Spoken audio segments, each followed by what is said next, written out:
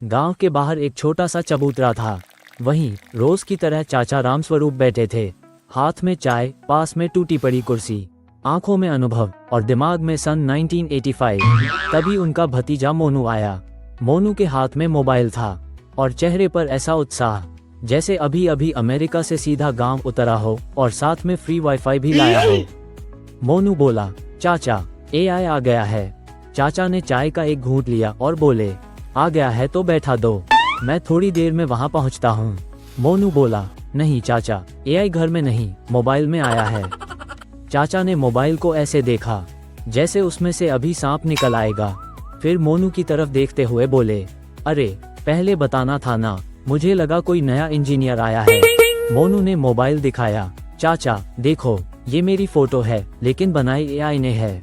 चाचा गौर से फोटो देखने लगे, फिर बोले, बेटा इसमें तू ज्यादा समझदार क्यों लग रहा है?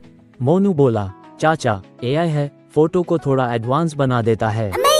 चाचा बोले, तो मतलब अब तू मेरे दिमाग की भी बचत करेगा? अब चाचा की चाय ठंडी हो रही थी और ज्ञान गरम। लंबी सांस लेते हुए बोले, मतलब अब इंसान भी खुद जैसा नहीं रहेगा।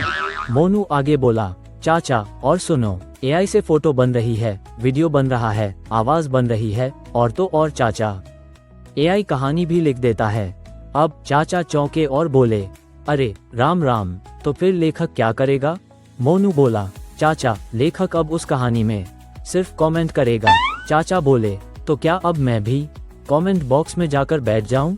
मोनू फिर बोला, चाचा एआई इंसान का मजाक भी बना सकता है। अब चाचा हंस पड़े और बोले, अरे बेटा आजकल आदमी खुद ही मजाक बना हुआ है, तो एआई उसका क्या ही बनाएगा।